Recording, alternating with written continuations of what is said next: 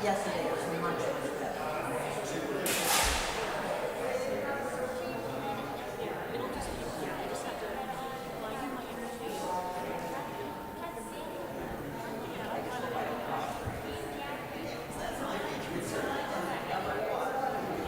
you going to do this?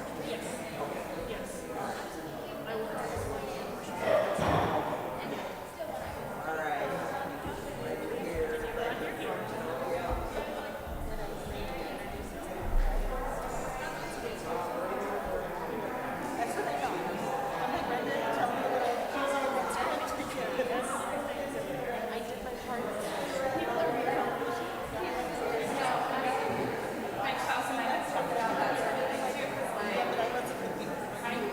Right here.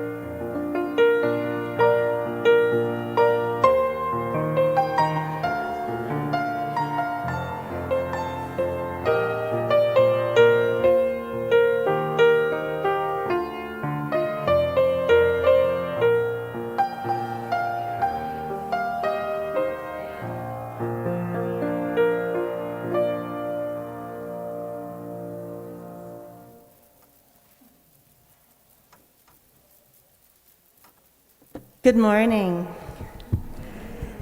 We're grateful to gather both in person and online this morning as the Unitarian Universalist Society for a time of music, inspirational words, reflection, and connection. I'm Marcia Cheney, a member of UUS and your worship associate this morning. My pronouns are she, her. If you are visiting our service today, welcome. We hope you find the service meaningful. If you're visiting online, there should be a link to a visitor form in the chat if you want to let us know that you have visited today. If you're here in person, I would invite you to either turn off your phone or else both silence it and turn off your Wi-Fi so that it doesn't interfere with either our service or our Wi-Fi network. As Unitarian Universalists, we don't all believe the same things, but we look to 7 principles to guide our lives and actions. One of those principles is the inherent worth and dignity of every person. This morning, we will celebrate and explore this principle in a service of LGBTQIA Pride. And now over to our minister, Reverend Diana Smith, for the call to gather.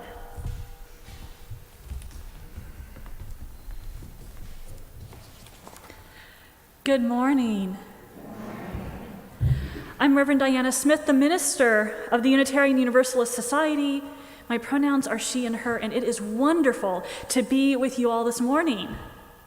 As we gather, we give thanks for the land that we sit or stand upon, and for all who stewarded this land over the centuries, particularly the nations who lived in interdependence with this land, the Kickapoo, the Iowa, the Sauk and the Meskwaki, and the Oceti-Shakawan Sioux nations. As we gather, we know that it is so important to come together as a spiritual community to gain the sustenance that we each and all need and to help nourish each other. As members of a covenantal faith that expresses our core value of love through how we agree to be together and to support each other, it is good to come together and to affirm that this congregation remains strong and connected wherever we are. To affirm that we have faith and hope in this congregation, in each other, and in the ways we continue to grow together through the challenges of life.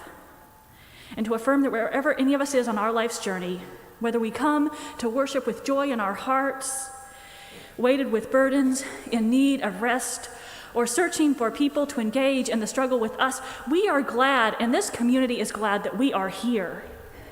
Today we are celebrating two really big things. During and after this service, we're welcoming our new Director of Lifespan Religious Education, Nic Kaplan, and thanking our outgoing Religious Education Coordinator, Anna Rohde. And of course, we're celebrating Pride, where we'll be reflecting on what we know today as Pride started, on our stories, and on how they intersect with the larger story of and the messages of Pride for LGBTQIA+, that's lesbian, gay, bisexual, trans, queer, intersex, asexual, plus.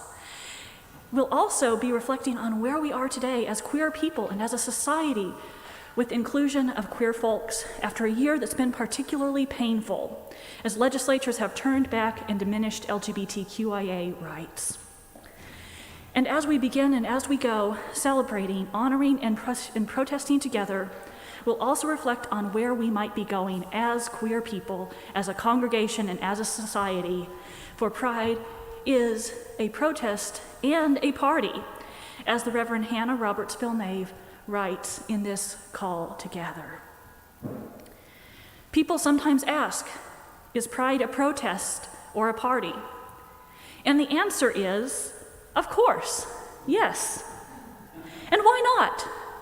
Why not rejoice as we resist, dance as we demand change, celebrate as we create community that delights in all of who we are? So bring all of that with you this morning. Bring your policy demands, bring your glitter, bring your Supreme Court broken heart, bring your rainbow socks, bring the emptiness you feel for our siblings gone too soon. Bring your Gloria Estefan remix, bring your tender hope for change, bring your most garish eyeshadow.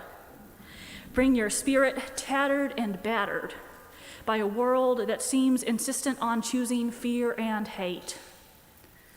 Gather all these things and bring them here to a place where we don't have to shoulder these burdens or celebrate these joys alone. Come, let us worship together. And so as we begin worshiping together, as we begin celebrating Pride, we will sing a love that sets all people free.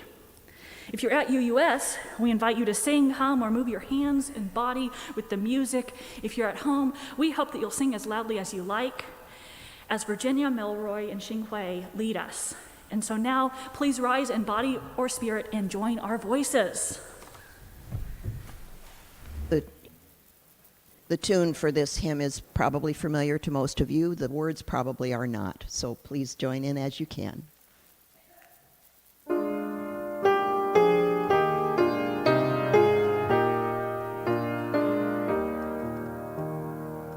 We sing a love that sets all people free, that blows like wind, that burns like searing flame, and falls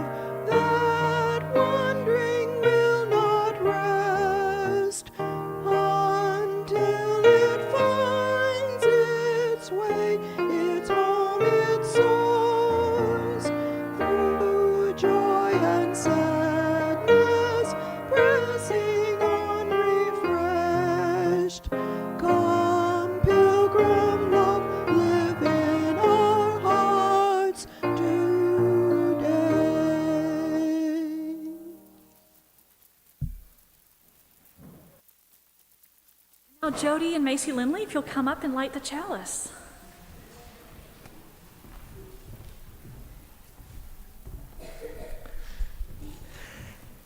As Unitarian Universalists, we light a flame within a chalice as a symbol of sanctuary and safety, to unite us in our worship and to remind us of our ongoing search for the light of truth. As we begin our worship services here, we also light a candle for justice and healing. When we do this, we hold space for our understanding of interdependence, that our liberation is bound up with every other person's liberation. We light our chalice and our candle for justice and healing, that we may not be numbed or lost to injustice, devastation, illness, and trauma, but rather find strength, courage, and love together to continue engaging with the struggles for liberation, justice, and healing. We light this candle to help us remind ourselves that together we are creating resilience and hope. Today, our chalice lighting is a prayer from poet Francisco Alarcón. His poetry often discusses themes related to his Latinx and gay identity. Do you want to light the candle, honey?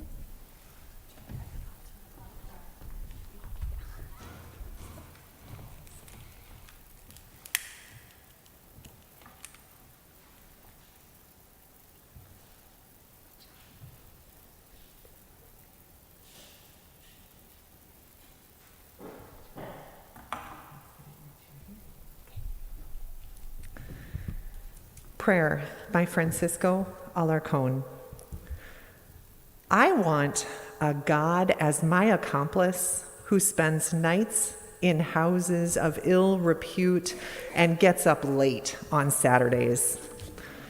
A God who whistles through the streets and trembles before the lips of his lover.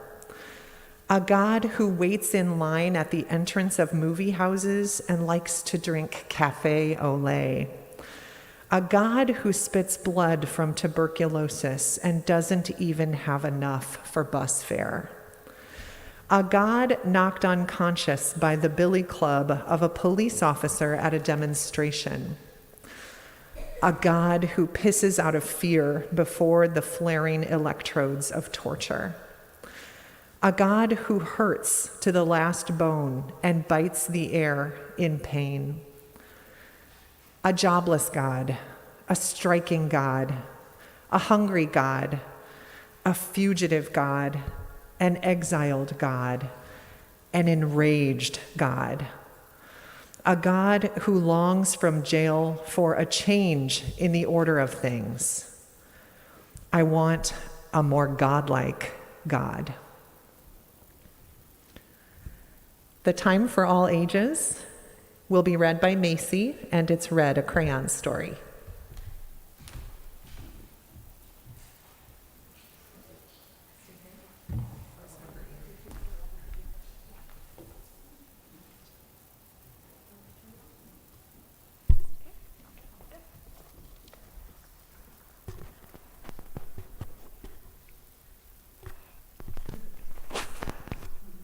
Read, A Crayon Story by Michael Hall.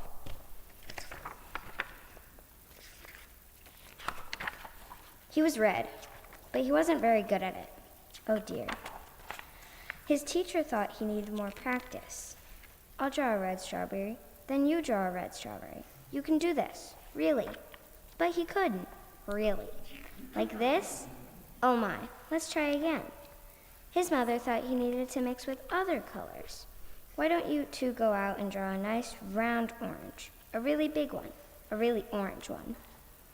But they made a big greenish one. Yuck. Oops. His grandparents thought he wasn't warm enough. Your class is making self-portraits for parents' night. Wear this warm red scarf. Nice. It's so you. But it so wasn't. Oh dear me. Everyone seemed to have something to say. Sometimes I wonder if he's really red at all. Don't be silly, it says red on the label. He came that way from the factory. Frankly, I don't think he's very bright. Well, I think he's lazy. Right, he's got to press harder. Really apply himself. Give him time, he'll catch on. Of course he will. But he didn't catch on. Green frog, black sheep. brown cow, red ack. All the art supplies wanted to help. The masking tape thought he was broken inside. This will help hold you together. The scissors thought his labels were too tight. One stitch should do it. I thought he wasn't sharp enough. Stay still now. But even with all our help and all his hard work, he just couldn't get the hang of it. One day, he met a new friend. Will you make a blue ocean for my boat? I can't, I'm red. Will you try? So he did. Thank you, it's perfect. You're welcome, it was easy. And he didn't stop there. Blue bells, blue jeans, blue bird, blueberries, blue well. I'm blue. He was blue and everyone was talking. My son is so brilliant. Who could have known he was blue? I always said he was blue. It was obvious. His blue ocean really lifted me. All his hard work makes me happy. His blue strawberries are my favorites. He's so intense. I'm going to make a green lizard with him, a really big one. I hear he's working on a huge new project. He's really reaching for the sky, and he really was.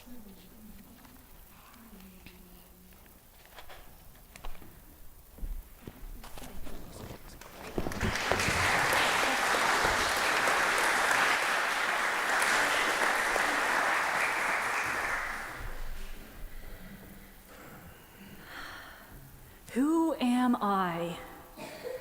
What does who I am tell me about life, about community, about the nature of the world, mystery, the sacred, the divine, about what's possible?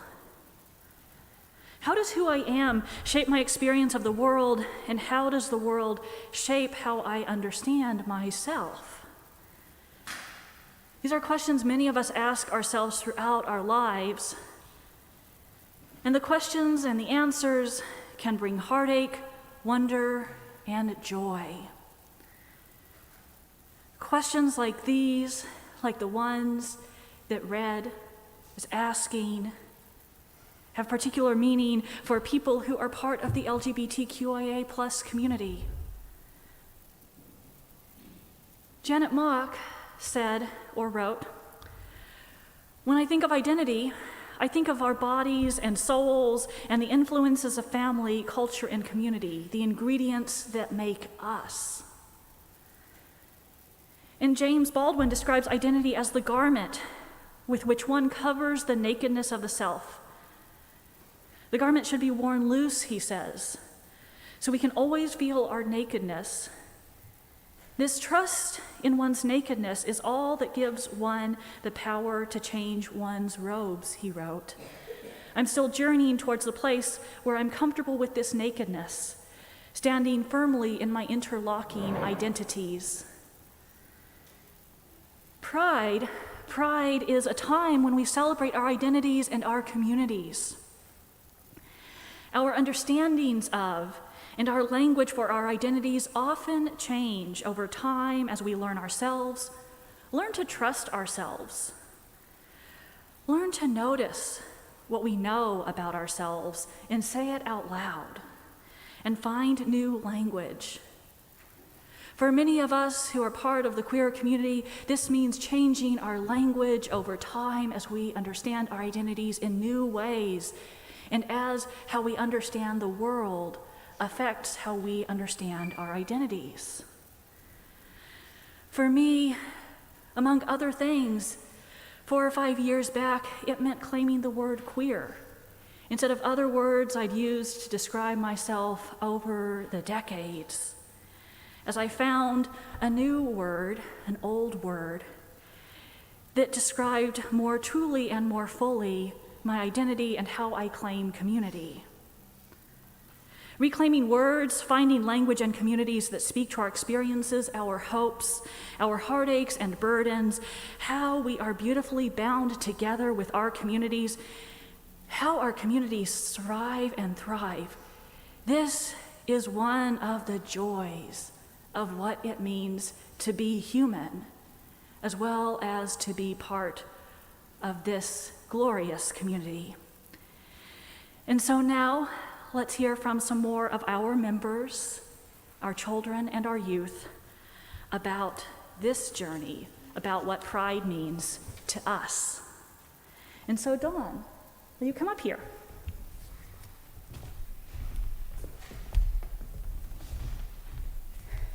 Good morning. It is sometimes difficult for me to know what to share about pride. You see, I pass fairly easily. I have 2 adult children and an ex-husband, so if I don't mention my female partner, it's really easy to assume I'm straight. I'm white and move through the world with much less scrutiny than people with brown skin. I'm female and present as female, and so I can often show more affection without reproach. I am privileged in many ways. And yet, I've never been good at being in the closet because I simply cannot remember to not mention my loves, hide my relationships, not reveal parts of my life. I indeed have a great deal of privilege because I have never had to expend the immense energy it takes to constantly hide those things. One of my aunts, this woman loves me and I love her. We laugh together, we cook, we talk. She calls me her sister because we've been that close for over 50 years now. My aunt not infrequently says, Dawn isn't gay, she's just tired of men. And that's a quote.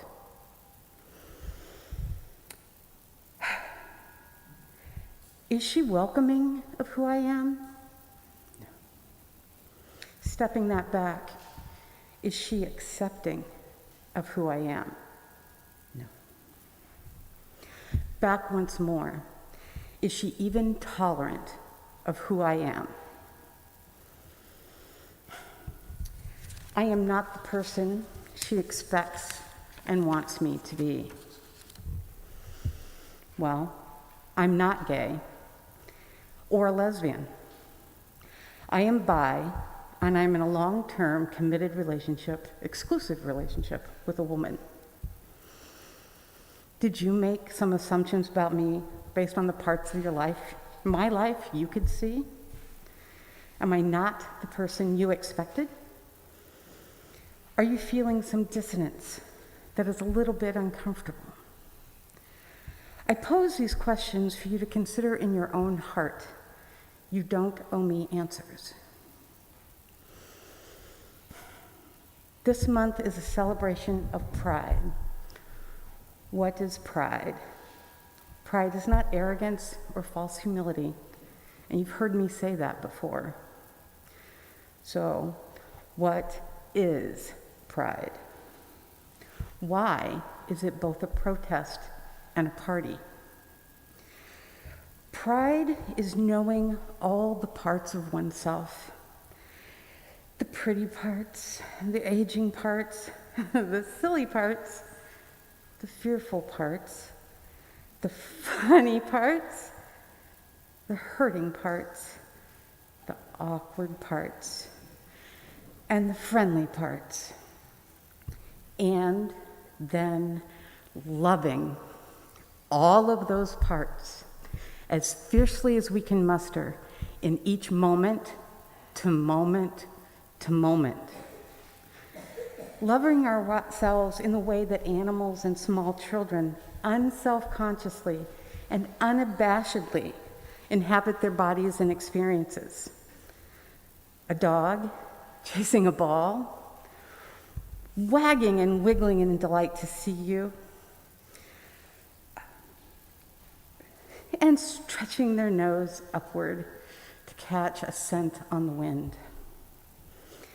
A cat lounging in a pool of sunlight in whatever position most enhances that experience, or rubbing against you in affection. A child running and playing in a sprinkler, experiencing the world and bringing a rock, a flower, a bug, whatever, to you so you can experience her wonder as well. Pride is reveling in the sensuousness of eating your favorite food. Pride is dancing, walking, moving in a way that feels so good to your body without even a thought of what others might think should they happen to see. Whether it's on the dance floor, while vacuuming, walking in nature, or through the grocery store. Pride is a protest because some would deny us these experiences. Pride is a party because knowing and loving ourselves is a glorious celebration.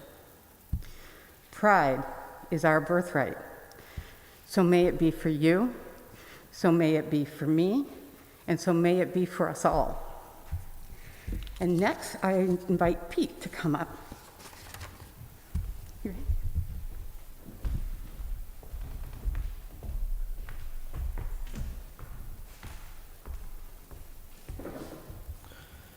Good morning. I am going to read Wholeness by Reverend Sharon Wiley. We speak so often of brokenness in religious life. Let us speak today of wholeness. You are welcome here, all of you. Every part of you, beautiful just the way you are. Here you do not need to be something more or something less. No holding back, no hiding, no exerting yourself, no trying to do more or be more. You have inherent worth and dignity. Nothing to prove here, nothing to prove to me or to your neighbor, or to the children, or to anyone. You don't have to try and be witty or more quiet or more outgoing. You are beautiful, every part of you, beautiful just the way you are. You do not need to change anything about yourself to be welcome here. Your skin, your hair, your belly, your limbs, your face, all beautiful just the way they are. You are extraordinary. Each and every one of you different from each, and beautiful in your own beautiful way. Breathtaking. Next up, Hex Cheney.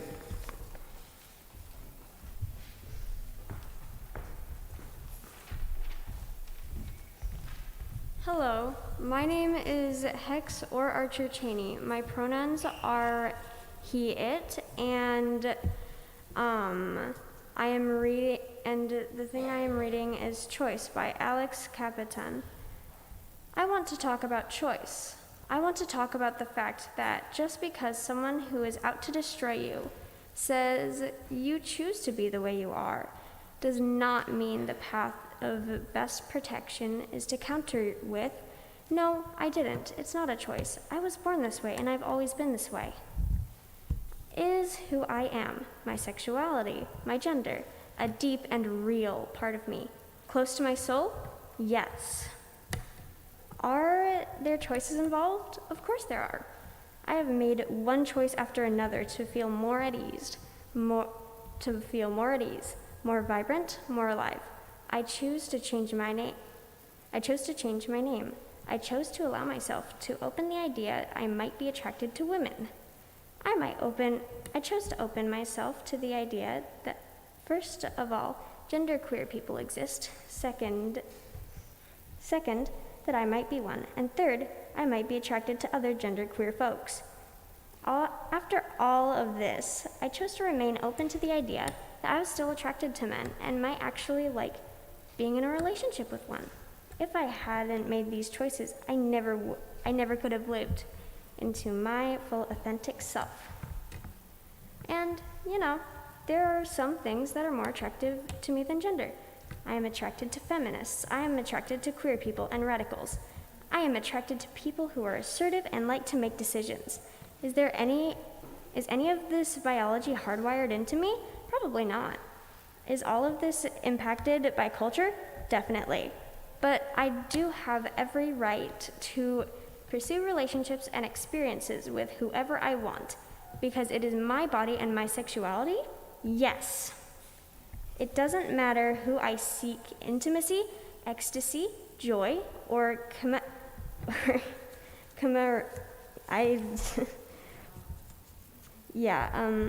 with sexuality is sacred.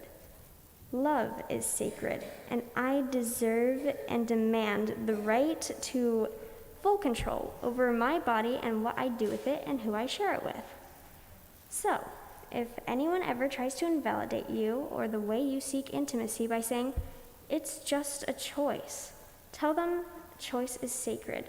Tell them the inherent right of every person to have full authority and agency over choices they make about their lives and their bodies is a spiritual and human imperative. There is a word, and it's liberation. That there is nothing more worth fighting for. Tell them that in your faith and tradition, we don't love people we don't love people despite their differences or because they can't help being different. We love people because they're differences and because diversity enriches our world and our communities.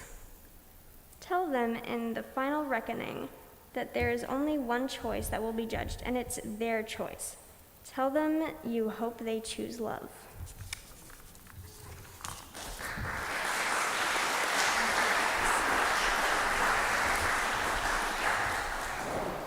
And now, Gray, I invite you up.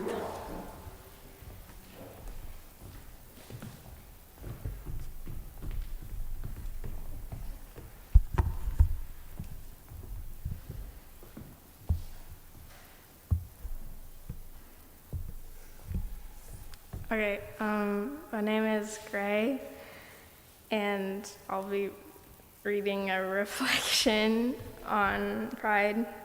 Okay.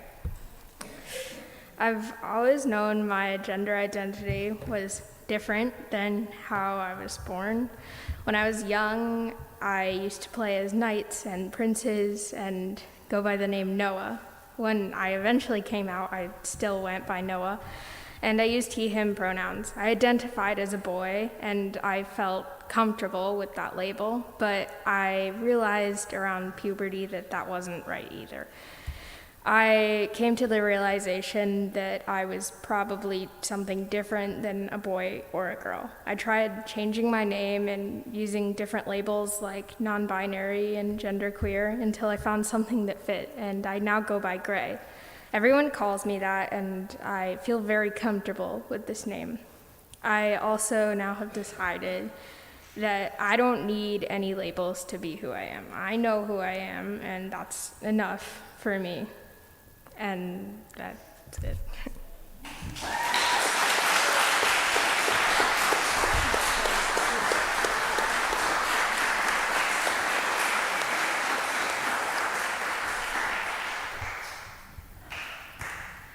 And now, as we enter into our time of meditation, contemplation, and prayer, we acknowledge the joys and sorrows of our congregation. We do this by dropping stones into a bowl of water, symbolically immersing our personal joys and sorrows into the flow of all life's joys and sorrows. The water surrounds and holds the stone, just as we're surrounded and held by the love and support of this congregation. If you're in the sanctuary, I invite you to come forward, take a stone, and place it in the water. If you'd like to share your joy or sorrow in written form, please go to menti.com and use code 7188-6260, and then type your joy or sorrow. We couldn't find the iPads this morning, so, the iPads are over there. So somebody can type you can type your things into the iPads that are over there. Or if somebody who has experience helping people with the iPads would grab them, that would be fabulous. If you're at home, you can use the link that's being dropped in the chat, or you can use the code that is on the screen. These joys and sorrows will be shown on the screen while people are dropping stones in the water. After all the stones have been dropped, Marcia will place one last stone in the water for all those joys and sorrows that remain in our hearts. Please come and share your joys and sorrows.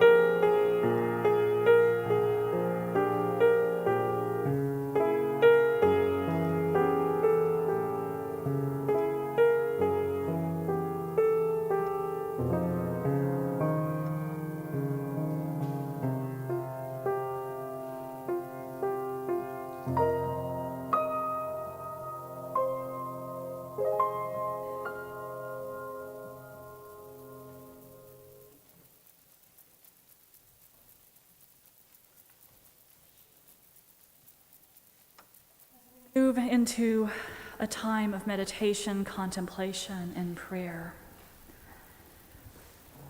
We hold so much in our hearts, in our lives, in this changing world. Spirit of life, Spirit of love. We're grateful for time we share in community, for the gift of welcoming new people to our community and finding our place in the changes. Spirit of life and love, may we find appreciation today in our lives for our embodiment, knowing that we are physical creatures, mind, body, spirit, and soul housed within our bodies. Our bodies, our physical forms allow us to experience the world, tasting things like fresh brownies from the oven, desserts at a community gathering, touch like the cool rain on a warm day, the glory of our own bodies moving in space, whatever our abilities. Sight, which lets us experience the rich colors of an Iowa spring turning into summer, witness vegetables growing. Sound lets us notice the laughter of friends and family, of voices joining together in song, the hum of children playing. Smell, which lets us notice the aroma of blooming flowers and fresh cut grass. And in particular today, in the words of the Reverend Seth Carrier Ladd, may we find gratitude for our sexuality. May we be grateful for and appreciate our gender identity, our sexual orientation, our affectional orientation, our physical selves. May we appreciate the pleasure, the intimacy, the connection that comes with and is part of honoring our sexuality. May we also remember that for many, sexuality and judgment around our identities can bring a variety of emotions: shame, sadness, trauma, anger, pain, and hurt. For all the joy and goodness that embodiment brings, it also has its challenges: aching joints, long-term health conditions, severe illness, and more. Today, as we honor the whole of ourselves, we also honor the whole spectrum of sexual experience, holding the joys in all their richness and the sorrows in all their fullness in our hearts and in community. Amen, and blessed be. And now I invite you in joining in singing There Is a Love.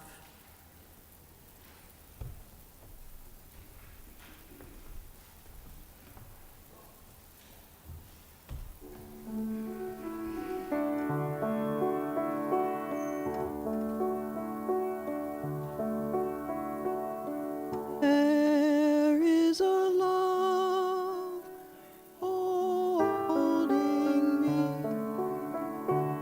There is a love holding all that I love.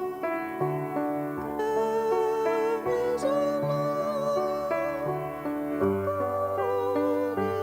holding all I rest.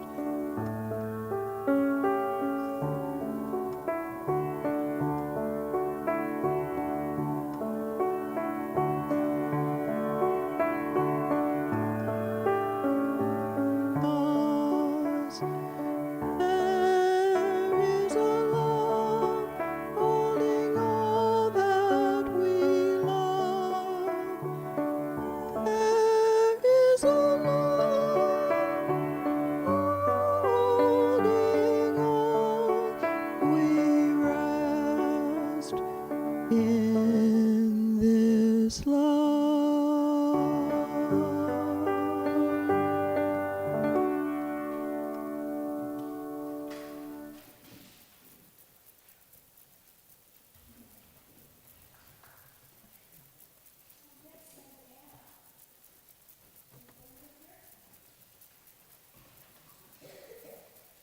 Sophia Lyon-Fawes, who in many ways created what we now know as liberal religious education, wrote a piece called It Matters What We Believe, that we sometimes use as a responsive reading.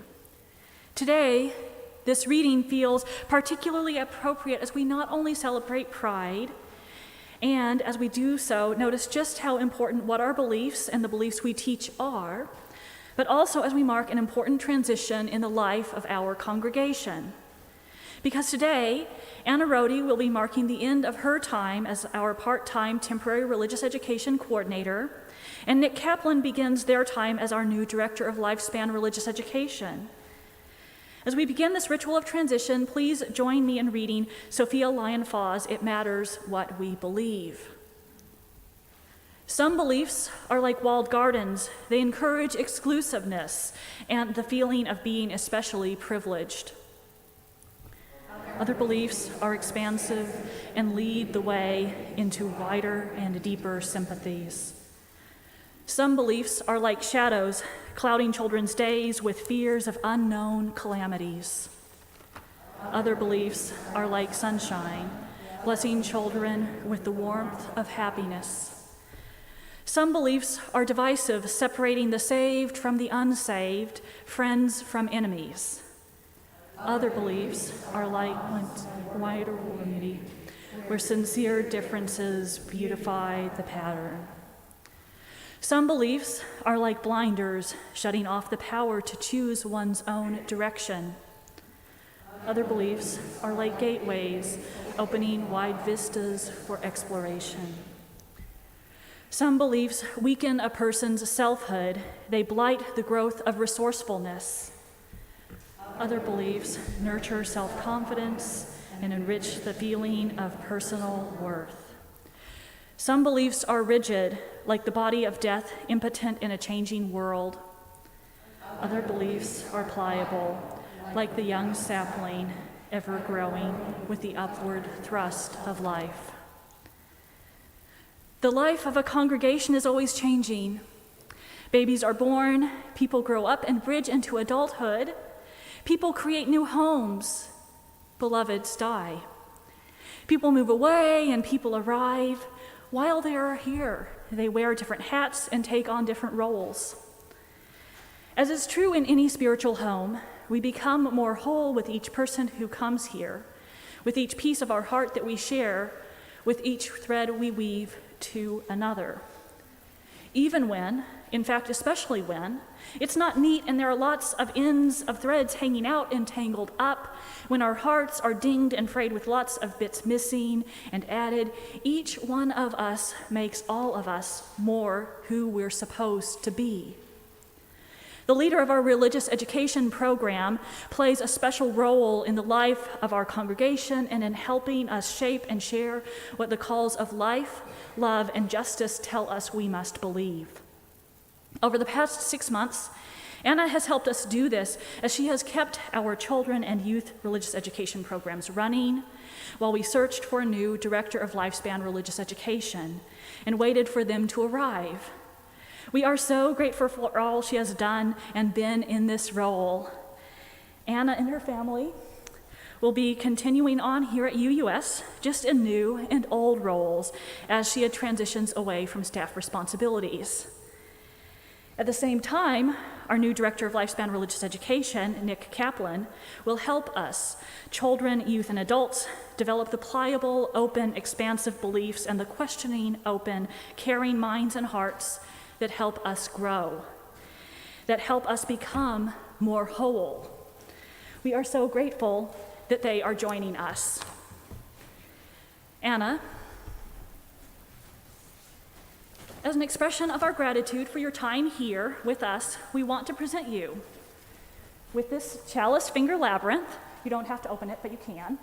With this chalice finger labyrinth, which we hope will give you some moments of centering when you need them, as well as a gift certificate to Prairie Lights, which we hope you can use to get something just for you.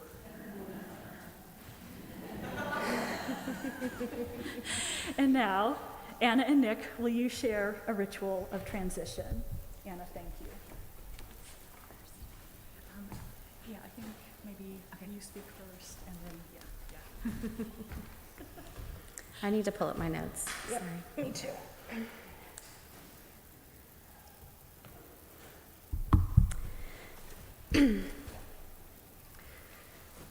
I'm emotional. Just watching our youth come up here and be so brave and strong and know themselves was beautiful. During the course of my employment with UUS, which has been 5.5 years, there's been a whole lot of changes. Our congregation changed locations and built a new home for this really important work that we do here as a congregation. We've experienced several staff transitions. My own work here has shifted with the changes within our congregation, and again, as the COVID-19 pandemic changed all of our lives in innumerable ways.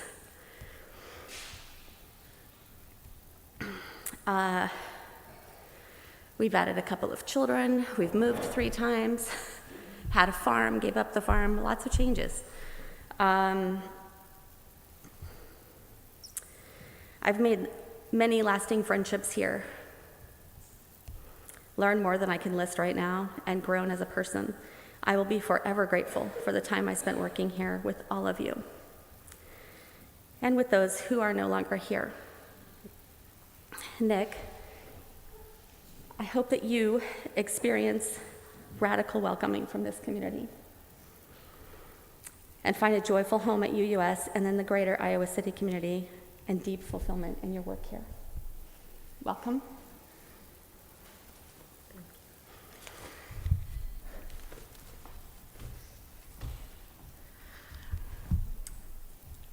As I was thinking about what to say this week, lyrics from Dear Evan Hansen kept popping into my head. Words fail, words fail. There's nothing I can say. So let me put it simply.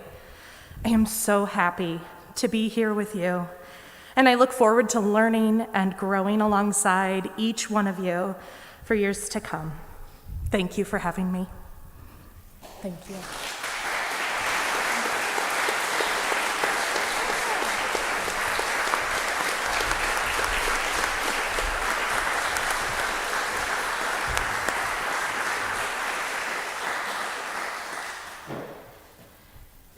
Anna, we are so grateful that you have been here with us, leading us, helping these children and youth become the people they are today to do what they have done as part of this service.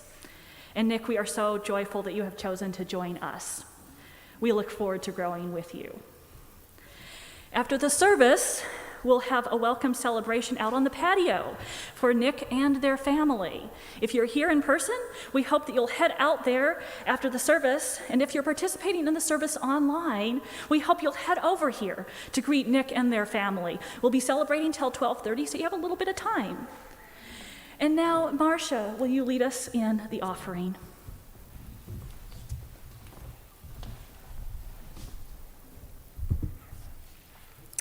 How we give, what we do with our lives, our time, and our resources is a reflection of our values. In response to the abundance we are blessed with, every week this congregation donates generously to organizations in the community whose work aligns with our values and principles. Our community partner agency this month is Table to Table. Table to Table keeps wholesome, edible food from going to waste by collecting it from donors and distributing it to those in need through agencies that serve the hungry, homeless, and at-risk populations. Since they began in 1996, Table to Table volunteers have rescued and distributed over 25 million pounds of food to area agencies. On the screen, you'll see instructions for how to give online, or you may take this time to write a check and address an envelope to UUS to be put in the mail. If you're attending this service here in the sanctuary, you can give online, or there's a basket for checks in the atrium. The usher can help you find it after the service. You may assist our community partner, contribute to the congregation to provide additional support for our operating expenses, or contribute towards your pledge to our society. The offering is a sign of commitment to this free congregation, which is completely supported by the generosity of all who join with us. As we give and receive the offering, may we be transformed by our giving, and may the world be transformed by our gifts.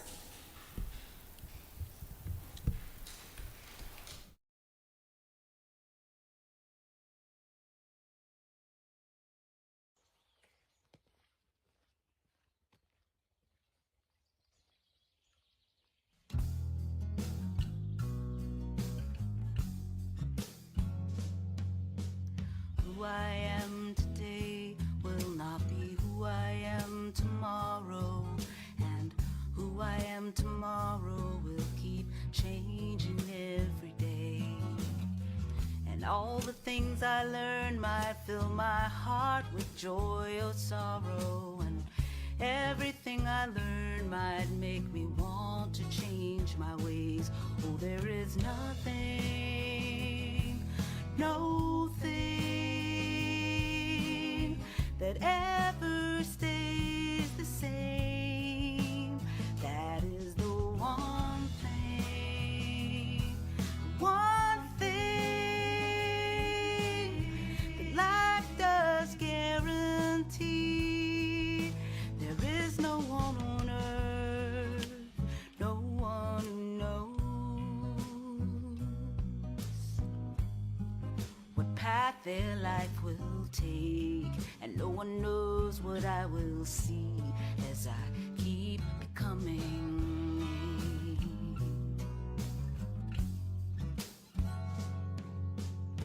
The family you were raised in does not dictate who you marry.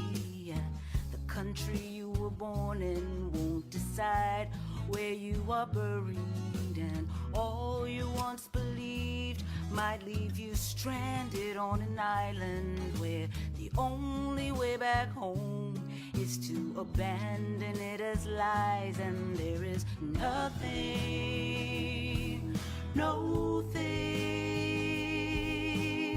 that ever stays the same. That is the one thing, one thing that life does guarantee.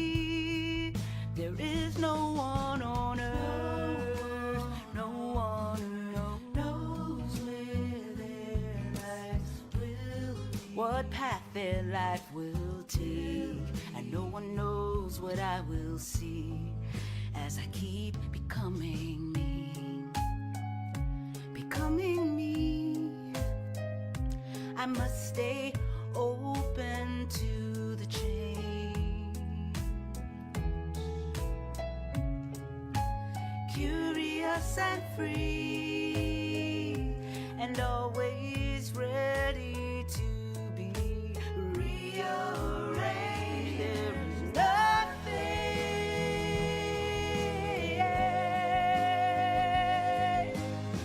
that ever stays the same. That is the one thing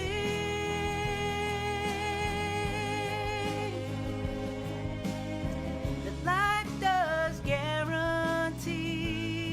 There is no one on earth, no one who knows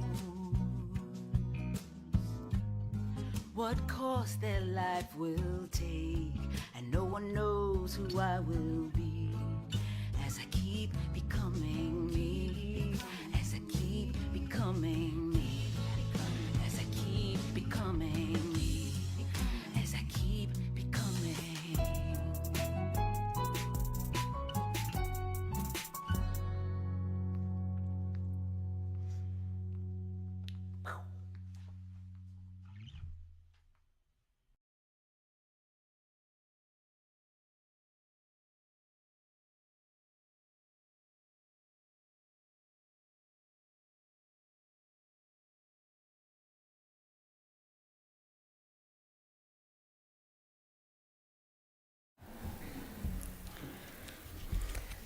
Nurturing gratitude and how we understand and express interdependence is part of how we live into our Unitarian Universalist faith. May what has been shared today help us more fully affirm our interconnection and live into justice and love. Immediately after the service, we'll have a time for all to join in conversation and community. If you're online, a link to our Zoom coffee hour rooms is being dropped into the chat. If you're in person or can get here to join us in person, we'll gather in the fellowship hall and outside for conversations and our Welcome with Wheels celebration. And now, to close our service today, we will sing hymn number 170, We Are a Gentle, Angry People. This song was written by folk singer Holly Neer. She spontaneously composed this song in November 1978 to capture the mood of the people making their way to San Francisco's City Hall after Harvey Milk, the first openly gay man elected to public office in the United States, was assassinated. We'll sing it with some slightly modified words in the last verse because as time has gone on, we've expanded our language for who is part of the queer community. As so, we will sing, We Are Trans, Bi, Queer Together. You'll see the new lyrics on the slide. If you're at UUS, please sing softly into your mask, hum, or move your hands or body with the music. If you're at home, please feel free to sing as loudly as you'd like. Hi, everybody. Surprise. I'm not really here. I was following along, watching on my computer, and when I was hearing what people were saying, I was like, yes, I have to come here and be a part of this. So, I'm going to say like 2 more words, and if you know me, it doesn't take much to make me say much. But this song, like Marsha was saying, is envelops that idea that pride is a protest, pride is a celebration, it is all of us coming together. Pride is also a vigil, like this song was written for. We have to remember the people that came before us, the great queer people that fought to get us where we are now.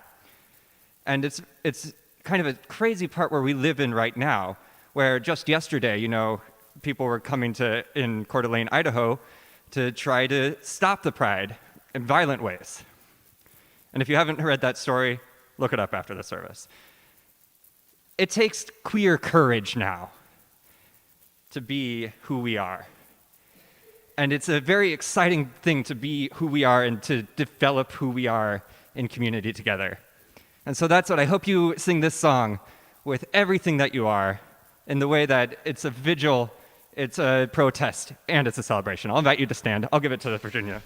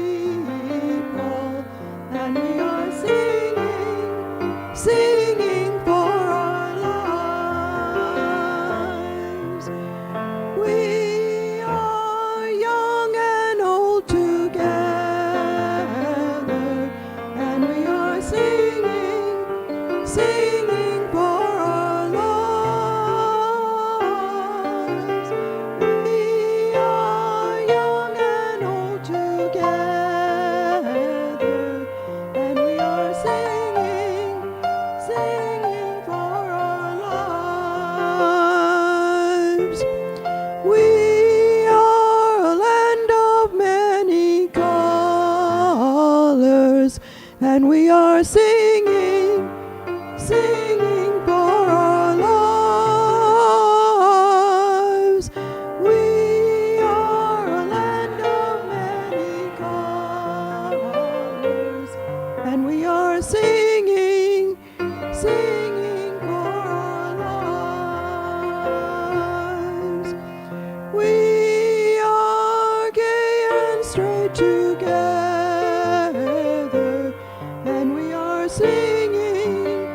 Singing for our lives. We are trans, bi, queer together, and we are singing, singing for our lives. We are a gentle, loving people, and we are singing, singing for our lives. We are a gentle, loving people, and we are singing, singing for our lives.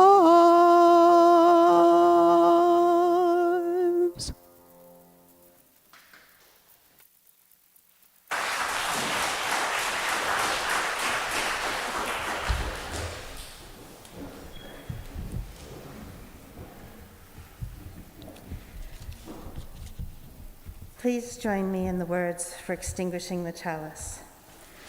We extinguish this flame, but not the light of truth, the warmth of community, or the fire of commitment. All these we carry in our hearts and in our minds until we are together again.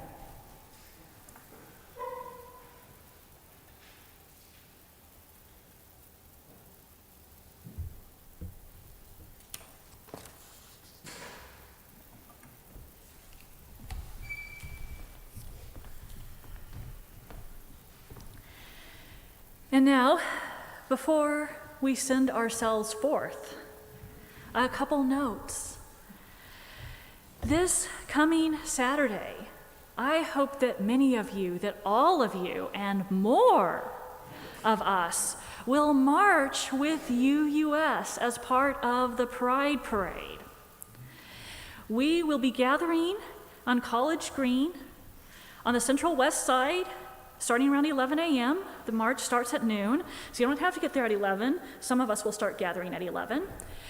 If you have one, I invite you to wear your yellow Side with Love shirt or wear your best Pride gear.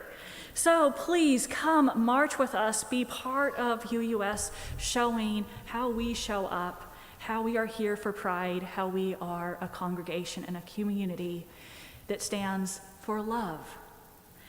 Also, sign up to help staff our booth because we will be at the Pride, at Iowa City Pride with our booth. There's a sign-up sheet at the welcome table, or you can contact Ann Shones. And so now, as we go into the world in this week and in the weeks ahead, may each and all of us keep becoming more ourselves, listening to that still small voice within or that loud roaring voice within that tells us who we are and what it means to live lives of love in this world. May we as a people keep becoming who we are as a people. And may we go forth as a peaceful, loving, angry, justice-seeking people. Go in peace, love, and justice, living love ever more fully and fiercely into this world. Amen, and blessed, blessed be. And now let's join our voices one more time because that is so beautiful in our choral benediction. Owings is joining me this morning to sing harmony.